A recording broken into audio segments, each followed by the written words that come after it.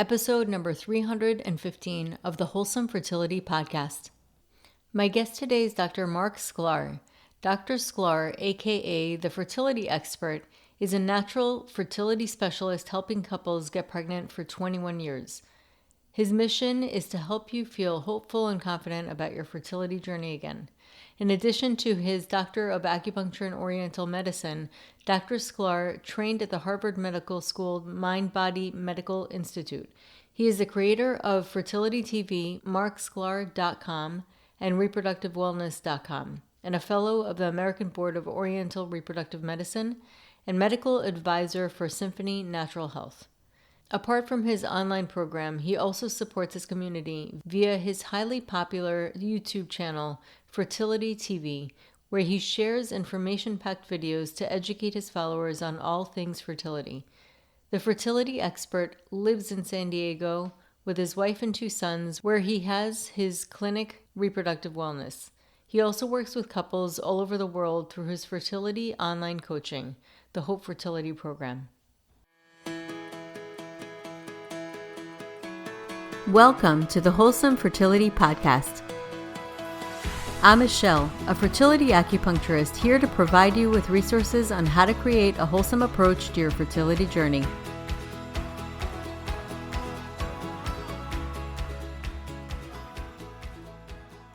Welcome to the Wholesome Fertility Podcast. Today I have some really exciting news. So I have done many fertility summits in the past where I've gotten lots of great experts in the fertility world together. And for the first time this year, I am creating a fertility empowerment holiday bundle. So right before the holidays, this is an amazing gift for yourself or for somebody you know. And this year I've teamed up with 14 leading fertility experts, including Marc Sklar, Amy Raup, Roseanne Austin, and many more. And this is an incredible value and an exclusive collection of courses from each one of these experts. The bundle includes mini courses, hypnosis audios, yoga videos, mindset techniques, breathing exercises, and so much more, all tailored to support your fertility journey. So starting today, December 10th, you can grab this incredible package for just $97. Yes, you heard me correctly. I know, it's an insanely cheap price, but the value is expensive. So $97 is an early bird price because after December 15th, the price increases to $197. So I would definitely jump on this. It has incredible value, but not just that. 3 lucky winners are going to get another extra bundle of amazing fertility supporting gifts. And one of those that is included is Mira hormone tracking device. So in case you haven't heard of them, Mira is actually one of those game-changing devices that can really help track your hormones so easily and conveniently. And they are sponsoring this holiday bundle. So not only do you get a chance to win Mira, but if you register, you will get a unique discount code that you can use that will give you up to 30% off with Mira just for registering. So Mira makes hormone tracking as easy as possible with their lab-grade analyzer offering over 99% accuracy for insights similar to a clinical lab test. With Mira, you can predict and confirm ovulation, identify your fertile window with precision, track hormones like estrogen, LH, and progesterone metabolites in real time. It's super easy. What you do is you collect your first morning urine sample, dip the wand, and insert it into the Mira monitor, and you can access your detailed hormone insights instantly through the Mira app. Whether you're trying to conceive, manage PCOS, or hormonal imbalances, Mira is invaluable for understanding your body with personalized, actionable data. I know that a lot of people don't like to go through the whole BBT charting. This is the easiest way to do it, and you can save just by registering. So you can save on Mira because you're going to get your own unique code that they so graciously provided for me to give to all of the registrants of this course. Plus, you're going to get a chance to receive a whole bundle of prizes. So, to get more information on all the details and all the experts and what they are going to be providing, you can go to michelleorovitz.com/fertility empowerment bundle. That's all one word, fertility empowerment bundle. And in case you are not able to do that now, you can always go back to this episode and find it in the episode notes. So I am so excited. This is like literally just giving away information that has a total value of $8,700. We have major experts on here, and you guys are not going to be disappointed. It is way underpriced. So I hope to see you in there, and stay tuned for this next episode. Welcome back to the podcast, Dr. Sklar. Welcome. Well, thank you for having me. I know it's automatic. It's automatic. Yes. But no, it's awesome to reconnect. It's been a while, and I'm excited to, have a conversation that we both are passionate about, which is, everything fertility. For sure. We're like, you could say we're a little obsessed, right? With fertility. It's like, we 100%. live it. We breathe it. Yeah, absolutely. Yeah. So awesome. So actually today we're going to talk about a couple of different topics, but I wanted to talk to you about pregnancy after 40, because I know that a lot of what we hear out there, even from professionals, about how even after 35, it's considered a geriatric pregnancy, which I don't know about you. I just don't love that term at all. It's icky. Yeah. So Not a fan of it. Yeah, because I'm sure you see most people like closer to the age of 40 and doing really well. So I'd love for you to talk about it, your experience with that, and also some really cool examples of how it can work despite all of the naysayers.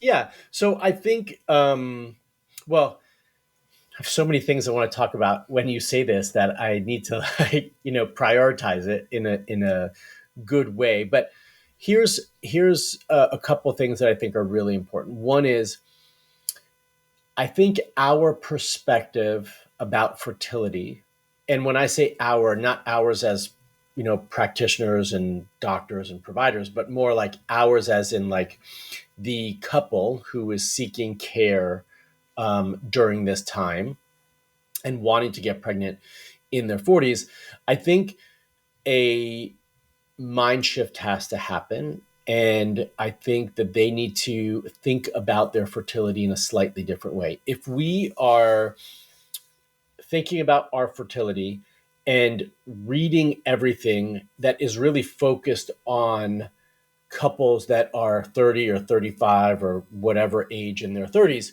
then we're going to be skewed differently about our own fertility. And our approach needs to be different. And so I say that in the sense that, we have to have a different reality of what is okay and what we're trying to achieve. A woman who's in her 30s is trying to get as many eggs as possible.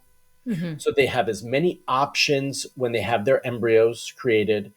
And they are, it's usually more about, in general, and this is making a generalization, but it's more about quantity versus quality. We're like, let's have as many as we have so that we can choose the best quality of those, and then we can move forward, with our pregnancy. And the approach may or may not be in those situations about egg quality, because there might be other variables that are impacting their ability to conceive. Whereas I think when we are 40 and older, my approach really shifts. I don't care about quantity. I'm really, really focused on quality. And I think that mindset has to be different as a couple, because then we're not as disappointed, like, oh, I didn't get that many follicles and they didn't retrieve as many eggs as I would have hoped, right? but Right. because that's all we hear about. We hear about, look, we need all these eggs, we need all these embryos. But the reality is when we get older, I don't need 20 eggs or 20 embryos. I need a couple good ones, right? Like that's really what I'm looking for, is a couple good embryos to work with and to transfer. So I think really a mind shift needs to happen, and our perspective on fertility needs to change. And so if we're reading and understanding things as if we were 30 versus 40 or older, then we're going to have, I believe, a skewed perspective on our fertility journey. So that to me is number one. Number two is we do all get caught up in our hormones, and some of that is appropriate and some of that is not appropriate. So, is it appropriate to understand where our hormones are at when we're at any age? 100%. Is it important to understand what our estrogen is doing and what our progesterone and FSH are doing? Absolutely. Is it important to know what our AMH is? Yes. Should we get caught up in AMH and make our whole focus about AMH? No. The research doesn't support these variables. Even FSH, AMH are not good indicators for a couple's ability to conceive and have a healthy pregnancy. Are they important for us to just have a baseline and understand? Yes. Will they potentially, or can they potentially influence your IVF protocol? Yes. But that doesn't mean we as couples need to get wrapped up in those numbers Hmm. and make our fertility all about that, because it shouldn't be. My rule of thumb is, are you having a regular cycle? Check. Are you ovulating regularly? Check. Is your bleed healthy? Check. You can conceive. Do we have to look at these other variables? Do we need to check your thyroid? Do we need to work on your adrenal glands and stress? Do we need to make sure your gut is healthy? Do we need to make sure all the systems are functioning properly? Semen analysis is good. Um, um, Fallopian tubes are open. All of those things are still important. But the main thing, that as long as you're ovulating, you can get pregnant. And I think that's a really important piece. Now, we're not talking about IVF or not IVF right now. It's just like conception at 40, Hmm. right? And or older. And so I think if we just focus on the right things and don't get bogged down by these little details of someone who might, approach things a little differently if they were 30, then our approach will be better. It will be healthier. You'll be more grounded in your approach. And we could focus on the areas that really need attention and support. And so I think that piece is really important as we are in our 40s, approaching fertility, still wanting to conceive. If we're always comparing ourselves to other women and other circumstances, we're going to lose sight of what we need to do, and always be trying to like catch up or do what they're doing. And I think that can really push us down the wrong road. I say this because I work with so many women who are over 40. And I see this time and time again. So it's coming from a lot of experience working with women over 40. And I have a wonderful story to share of a woman who is, and everyone will gasp when they hear, okay, when she conceived, she was 48. Ooh, that's awesome. I She's love that. she is, I just spoke to her 2 days ago. Um, when she delivers, she will be 49. Okay. And I'm not saying she didn't have a Was long this journey. natural or was it IVF? This time was natural, but I'm not saying she didn't have a long journey. She did. I'm not saying it was easy. It was not. It was a long journey. It was difficult. Miscarriages, conceiving naturally, conceiving through IVF, long IVF protocols, multiple clinics, like all these things. So it wasn't easy. It was long, but she's 32 weeks pregnant right now. Wow, And I amazing. say that because it's possible. It can happen. And these are the sorts of things we see on a regular basis. I'm not saying it's easy at 48, not at Hmm. all. Mhm. Um, but I say that for some perspective on the process. Okay. And I think that, do I think everyone could last for 7+ years trying? No, I don't think that's for everybody. She was never going to give up. Like, regardless, she was never going to stop and never give up until she was pregnant. And that's what she told me. She's like, I'm not going to stop and I'm determined. I was like, Wow. okay, I'll Amazing. support you. Right. Yeah. That process is not for everybody. Some people will be on it for a year or just have one or two IVF transfers and they're like, this is too much. I'm done. I'm going to move on. And I respect everybody's path in that Right. process. But I want everyone to know it's possible. And that's why I shared that story. I think it's possible regardless of age with the right support and the right process and the right focus of our attention. I love that. I really do. And I love the stories because I think that there's so many people that can benefit. And you have that sign hope in the background. And it's true. Yeah. Like those are, but stories, real life stories, there's nothing like real life stories to provide real hope. Because you can Yeah. hear, oh, there's a chance of this or a chance of that. But when you actually see an example of somebody going through those challenges that you are, and having a successful pregnancy, I think that there's nothing that compares to that. Yeah, absolutely. And I love to bring in stories wherever possible. And she was just at top of mind because I just spoke to her Oh, two that's days awesome. ago. So yeah. You know what I find really cool is the Guinness Book of World Records. The oldest pregnancy is 58, and it was natural, and it was a woman in England who, in Wow. England they don't have a lot of sunlight and No. and vitamin D access naturally. So I thought that was really cool. But it could be done. It's possible, just like you said, and I love that you said, as long as you're ovulating, there is a possibility that you can get pregnant. Yeah. Yeah. We see this. We do see this all the time. Um, Look, as soon as you hit 35 and 38 and certainly 40 and older, you're going to read things and hear things that say, you can't, it's not possible, you won't, you need donor, you need IVF, whatever it is that you're going to hear it all. I think the hardest time is when you hear it from the person on the other side of the desk in a white coat that says to you, your only option is donor, just give up. Yeah, Right. And we all hear variations of those words, it's right? true. Whether it's not possible, just use donor, whatever variation of that, of what I just said, we, when you go into an office, whether that's your OB or your REI or whoever it might be, and you're sitting down talking to them and they see your age, they assume certain things and they make certain judgments and they express those verbally to you, and you hear that and that registers in your brain, that embeds into your brain, and you start to believe it. Well, It's nocebo. yeah, right.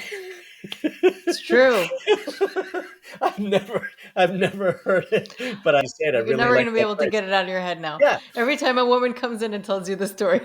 yeah. And so look, they said this to you. And our brains are really strong, and we imprint with these negative things very easily. It's much harder to imprint with all the positive. It takes more effort, and so Right. it imprints It's into true. our brain. Mhm. And now we start to believe it. Well, Dr. So and so said, it's not possible. I'm not going to do it. I can't. And then we repeat that to ourselves so often that now our body and our brains believe that to be true. And 100%. so if someone says something negative to you, you have to work double or triple as hard on yourself to get that out. And you need to express to them, I didn't come here to hear negativity. I didn't come here for you to tell me that I can't. I'm determined to get pregnant. And it's fine if you're not able or willing to help me. I'll go someplace else. But I don't need you to tell me that I can't do it because I know that I can. And you have to do it in that moment. You have to say that in that moment to them because what you're saying to them is repeating it back to yourself to Yeah. retrain yourself and get rid of that negative comment so it doesn't embed into your brain, into your conscious. But it also allows them, they need to be woken up. One, they need to be told this is not okay. And two, you have to have the power and the strength to verbalize that truth to them. Okay. You might not be getting pregnant in the conventional way that you thought or they thought. You might not get pregnant in the way that they would like you to. It doesn't mean that you cannot get pregnant. It means that it might take longer, it might be a different path, it might be whatever. And so I think it's really important in those moments to stand up for yourself and verbalize that, and let them know. They might not like it. It's okay. Yeah, Yeah, you didn't like exactly. what they said to you, so it's fine. Totally, totally. And that's like really taking your power back, Yeah, regardless, because ultimately it's your journey. You're not there to make the doctor feel better. right. Look, listen. I think that's such an important piece. Um, Unlike most other medical visits and specialties, you are a consumer buying their service. Just because they're wearing a white coat and they have MD after their name does not mean that they get the say in everything. It's your journey, it's your process. You're paying them a lot of money to for their service. And even if you have insurance coverage, by the way, it's still insurance coverage that can go someplace else to pay for somebody else. So it doesn't have to go to them. Right. And so you have the power. Like, they make it feel like they have the power and they control the situation. I want you to know you have the power. You control the situation and your outcome. It's your dollars that you're spending. You are and should be an equal participant in this process with them. And they don't have to dictate everything. Now, I'm not saying, you're telling them the protocols to use all the time, but it needs to be a joint effort in this process. It's totally different than going into, a different medical environment and a different provider for different services. They're not charging you $20,000, those other people, for a Yeah. service that's elective, right? Right. So, stand up for yourself, have that empowerment to do so. Yeah, and another point that I want to make is when you're working with a doctor, it doesn't matter how qualified, like I feel like they should believe in your outcome. If they're doubting your outcome, find another person. Yeah, right. No, 100%, 100%. Look, um, I am not opposed to donor egg. I think that donor egg is something that is super valuable, and has its place. What I don't like is that just because of your age, someone is telling you you need to use donor egg. What they're really saying, and there's certainly a place for donor egg. I have lots of women that I work with that use donor egg very successfully, and I'm a big proponent of it. Okay. But what why they are telling you just based on your age to use donor egg is because their success rates are impacted by your age Right. and the potential challenge of getting pregnant at your age. And so for them and their success rates, they have higher chances with using donor egg, and they would just prefer, it's an easier process. They would prefer that you use donor egg for that purpose. Okay. Now, again, doesn't mean that it's not the right decision for some. It just means that I think if they're just making that decision based on age, I think there's a lot of other um, pieces that need to be looked at before that decision is made. What you just said is so important because it's the reality, really, of the system. It's the reality because their ability to really stay on top of their game is for their statistics to make them look really Yeah. good. And it's human nature. They're going to be thinking about that. when they're talking Yeah, to you, regardless if they're, they can be great doctors. The two can coexist, but they're right. also in a business. So it's important to 100%. keep that in mind. The realistic aspect of it is that it's going to make them look better. They don't want to take a risk. They see it as a risk, but that doesn't mean that just because they see it that way, that that's really the case for you. Right. Yeah. Look, absolutely. I say this also from, so everyone knows who's listening, 50% of the couples that I work with, 50% of them are doing IVF. I could group IUI into that as well. So IUI or IVF, some form of assisted technique. Of that number, about 15% use donor egg. Hmm. So I'm fine with it. I'm happy to support you with it. I just often think that choice is made prematurely, or that push in that direction is done prematurely without really giving you a fair chance, really looking at your case as a whole versus just looking at you as an age, as a number.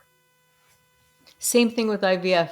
I Yeah. also find that with IVF that people will start out maybe 3 months and they're young and they're like, I Hmm. just want a baby now. So I'm going to go to IVF. And a lot of people have a preconceived notion just because you're paying a huge amount of money and that there's technology involved, that doesn't give a guarantee. And in fact, I've seen people get more successful naturally, even at an Yeah. older age, than going through IVF. Well, the success rates for IVF, for those who are listening and aren't aware, are relatively low. Okay. You know, in your from 30 to 35, those success rates are around 35 to 40% ish, depending on the clinic. Some clinics might have a little higher, some a little bit lower, but roughly, in the United States, that's an accurate statistic. Mhm. It only goes down as you get older. And if you look, because most clinics don't have to report, but most clinics do report their statistics. If you look at statistics for IVF in their 40s without donor egg, those statistics are very, very low. So then you have to ask yourself, is this worth the money, or can I get the same or better statistics and results trying naturally by addressing the root issues, by focusing on the things that I need to focus on, by getting healthy? Are those better for me? Are those odds better? Right? One of the beautiful things, you mentioned it with, like, you work with younger women, and they, after 3 months, they move forward with IVF. One of the beautiful things that's happened over the last 20 years is that fertility treatments and the fertility journey has become something that is more accepted, and people are more willing to talk about it. And as a result of that, marketing towards those communities has increased dramatically. And as a result, IVF has been spoken about more frequently, because of that marketing. And so it's become so much more commonplace that couples who want to get pregnant young try for 3 months or 6 months. Hey, it's not working. Oh, so and so did IVF and got pregnant, or so and we should just go do IVF. And they don't know the real statistics. They believe that it's 100% successful. And as a result, it becomes the first line of treatment versus, what used to be the third or fourth or fifth line of treatment, right? Well, I used to go to my OB and they used to do that, and then I would try other things. Now it's like, oh, I'm not pregnant. Let's just go do IVF, right? And so many couples end up doing IVF, thinking it's faster or more convenient, um, without really working on themselves. And in turn, then they realize later on, oh, I really shouldn't have started this way because it's not a guarantee. I haven't been Hmm. successful. So they go there very prematurely. Yeah. My preference would be is to see couples have patience. Um, Take a step back. What's not working for me? What do I need to improve and correct? And let's work on the root issues so that way Hmm. you can be successful moving forward. And I had a conversation 2 weeks ago with a woman. I talked about it briefly this week on my Instagram stories. Um, because I think we were both frustrated with each other during this conversation. She has a history of repeated chemical pregnancies, Hmm. and she is frustrated with the lack of results. And I've just started working with her. And so I asked her, and as we just started working together, she had another chemical. And I asked her to stop trying for a little bit. I'm like, you're just having these ongoing chemicals, and we're really not able to make progress. I just wrote out this plan for you. I want to give it some opportunity. It's close to the end of the year. How about we just take off right now through the end of the year? Let's just take a break. Let's enjoy life, Hmm. and let's work on ourselves. And she felt like she was wasting time, and she was feeling, and I could feel her as soon as I said it, like getting anxious about like just the time of creating this time to, and she's in her early 40s. And she said, I don't think I'm going to do that. I can't do that. I'm going to keep trying because I feel like I'm wasting time. We had this back and forth, this long conversation back and forth. I'm going to totally support her and respect her decision about how she wants to move forward. I just don't disagree. I just don't agree. Like, Yeah.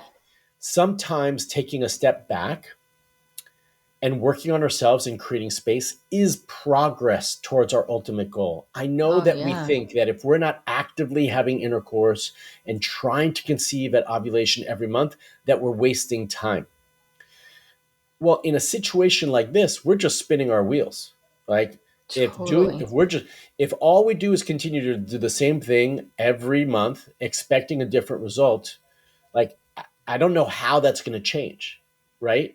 So we need to give ourselves a little bit of opportunity.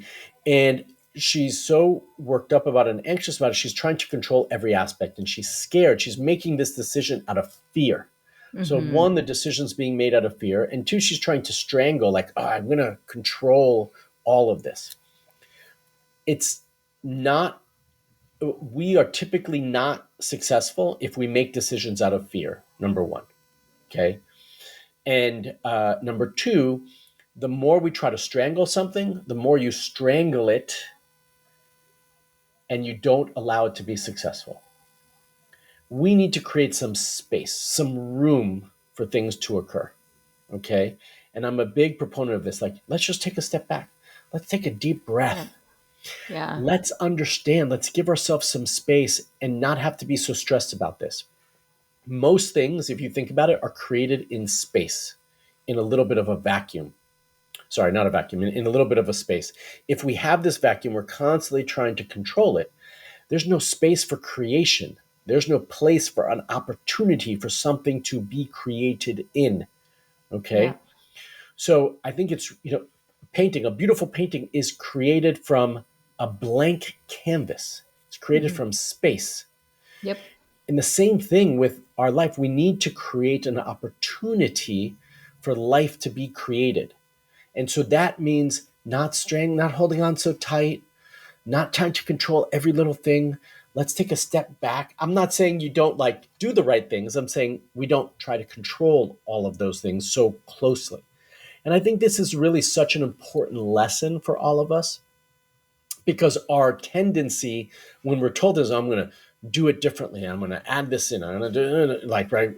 And you're just like more, more, more, more, more. Hmm. So that's like this stranglehold that happens. And I want us all to just let go a little bit more. It doesn't mean you're giving up. It doesn't mean you're taking a break. It doesn't have to be. It means you're just not holding on so tight to the outcome and the process. And I think this is so, so valuable for us. Difficult to do. I'm not saying it's easy, but it's so valuable. So, I know her and we were both kind of frustrated by the conversation, because it didn't feel like she was listening to me, and she didn't feel like she wanted to move on with my recommendations. She felt frustrated by me asking her to take a break. Um, but I say it out of all love. Like, that is what I feel like is going to be the most beneficial for her in that situation. And I've had these conversations with others in the past, and I'm just saying this from experience. So for all of you listening, sometimes we just got to let go a little bit. We've I got to love just this. ease up just a little bit. Yeah, no, I love this so much.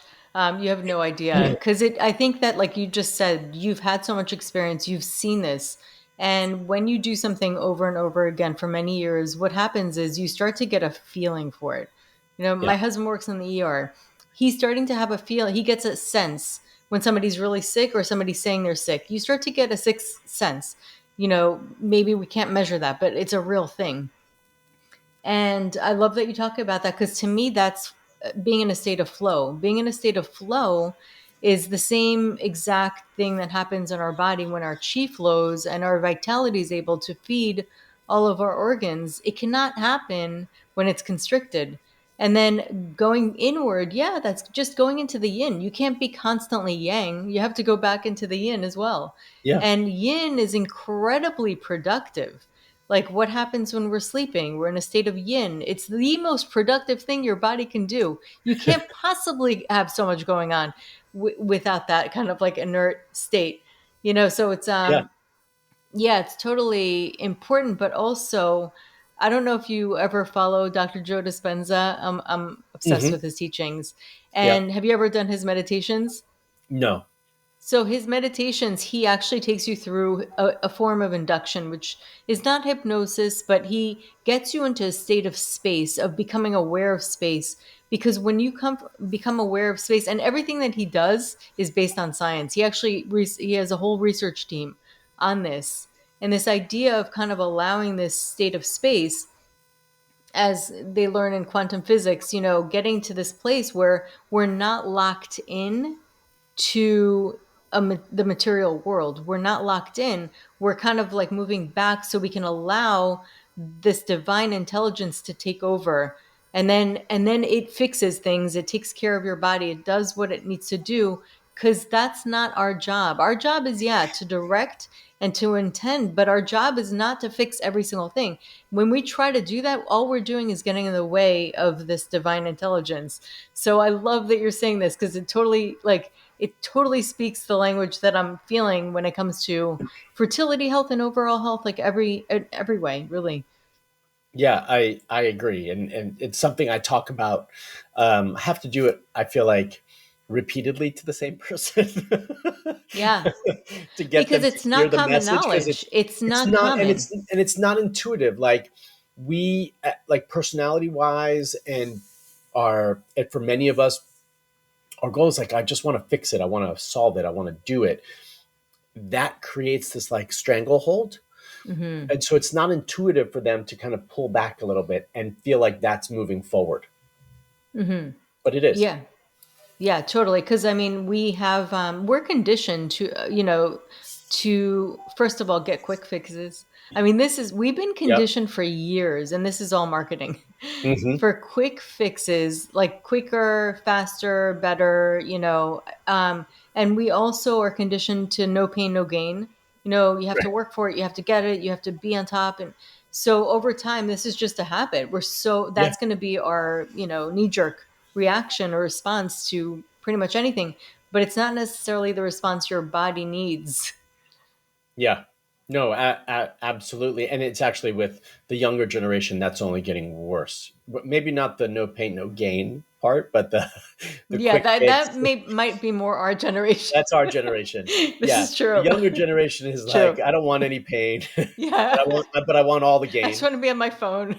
Yeah, and the quick fix, part of it is because of the phone, the Dopamine. um, the dopamine, but also like this, like as much as Amazon has been a great service to so many people, it's a huge disservice.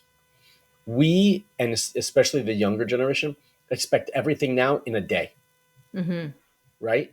Yeah. That's the quick fix. That's like immediate gratification. Um, you know, free delivery 2 days. Now everyone expects free delivery and they want it there in 2 days. And it doesn't work. Like the world doesn't typically work that way, but they've preconditioned us to this, Yep. and that's to our detriment, Hmm. right? Because that gets translated across the board to all aspects of our life. Now we want things faster. We want more immediate gratification. Oh, it should have been fixed. Why didn't they get back to me? Right? Like all of these things. I think that's a problem. Oh, I'm Yeah. like we're on the same page. 100%. Yeah. And I think that, yeah, it just, these are mental patterns that we're constantly repeating. And Hmm. I'll be honest, I mean, ever since I had my phone, I just don't feel as sharp. I don't remember as much. My attention can't stay on one thing. And even me, I'm aware of this and it's impacting me. Right. Yeah.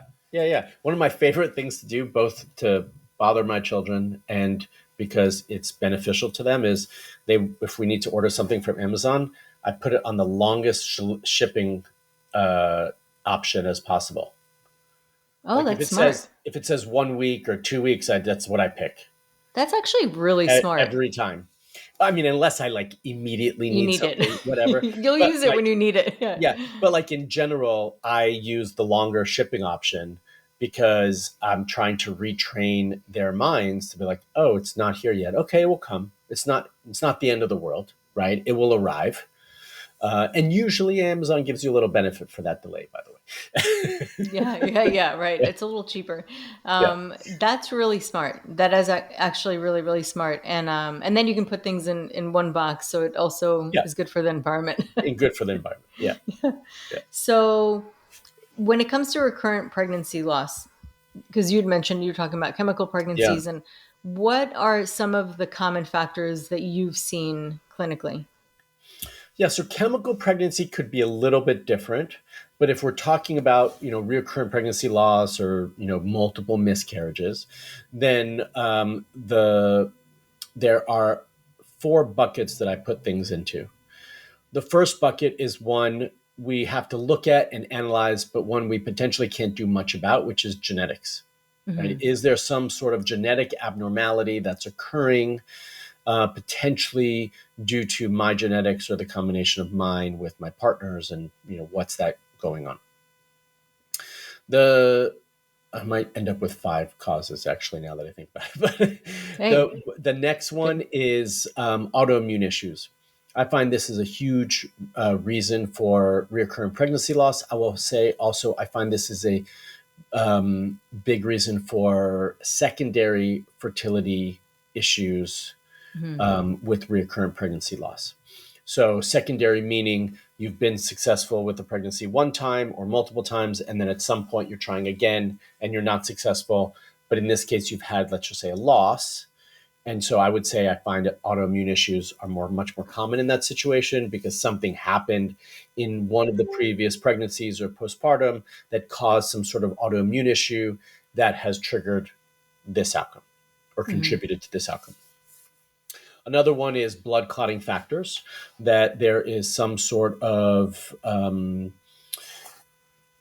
some issue, whether that's genetic or not, because it doesn't have to be genetic, that is contributing to to more clotting factors that doesn't allow for that embryo to implant properly, and you could have a miscarriage. Um, so that's three. Four, uterine issues. That could be wide. That could be like a bigger bubble that doesn't get talked about as frequently. So what's going on in implantation that might be contributing to that? Is there an infection, a virus, a bacteria? Is there inflammation? Is there endometriosis? What is going on inside the uterine cavity and with the endometrium that could be causing this pregnancy or multiple pregnancies to not be able to be held? Okay. And then the last one, which is male factor. So 50% of all miscarriages are male factor related. Most typically in those, it's going to be some sort of DNA fragmentation Hmm. issue. So the DNA of the sperm has been compromised in some way, and that's contributing to that loss. That's the one that unfortunately we don't talk about as much because, oh, like, why would a male contribute to the miscarriage? They're not carrying. So that one gets ignored, but something that needs to be ruled out. So those are I said four, but really five. Those are the five reasons that, we should look at. Yeah, for sure. And also the microbiome. I know vaginal microbiome Yeah. can Yeah. So impact a that lot. I look at that in that fourth one with the uterine environment. So to me, that microbiome is a piece that I look at when I'm evaluating that. Yeah. Yeah, and I feel like they should always look at that like before transfers. I mean, because people are paying so much money. And I know in Spain it's more commonplace, for Yep. them to give vaginal suppositories Great. for probiotics. And I feel like it would really be very helpful for a lot of people. Yeah, I've started running that test much more frequently in the last year. Yeah. And I can't say I run it for everybody because at Hmm. some point I'm just balancing cost of things, right? Yeah, Like we could run every test under the sun. It's just like it's a matter of cost. of course. Yeah. Um, but certainly if I see implantation failure, if I see chemical pregnancies, these are the sorts of things that for sure I'll start to look at. Yeah, for sure. I mean, we could talk for hours, but I love that we talked about. First of all, it's really interesting just to get your take on things and to hear from another person who's doing the same thing. But also, I love the fact that you were talking about the energetics of it, because I think that when you do this long enough, you start to see patterns, and and you could start to see how emotions can really constrict the chi, from our Yeah, perspective. sure. So I think that that is really important, because yes, we could look at all the little details and the numbers and the stats, but the energetics aspect, we can get so kind of like focused on the small parts. And then sometimes it's good to kind of go zoom back and see the bigger picture. So I thought what you said about that to me was very, very powerful. Yeah, all of these things, like everything we talked about today, is so valuable for those individuals who need that specific message, right? Like we're all in a Yeah. different place, Mhm. and we all have our own journey. But hopefully, the messages we shared today and the information we shared today really resonated with those who are listening. I'm sure they did, for sure. I mean, it was really valuable information. So it's been great having you back, Dr. Sklar. It's been too long, and we should do this every so often, because I feel like we're never going to really run out of things to talk about. I agree. I'm happy to be on anytime. Yeah, Thank you so much for coming on. yeah, I appreciate it, and wishing everyone success on their journeys. So that concludes today's episode. You can find all of the links mentioned on the episode notes. If you're enjoying these episodes, please take a moment to share and leave a review. Reviews mean everything to podcasters, and I really enjoy hearing from my listeners. You can also find me on my website at www.thewholesomelotus.com or email me at info@thewholesomelotus.com. I love hearing from my listeners. If you're interested and want updates as well as a free ebook on my top 10 fertility boosting habits, you can visit my fertility page on www.thewholesomelotus.com. I thank you so much for listening in and hope that you have a beautiful day.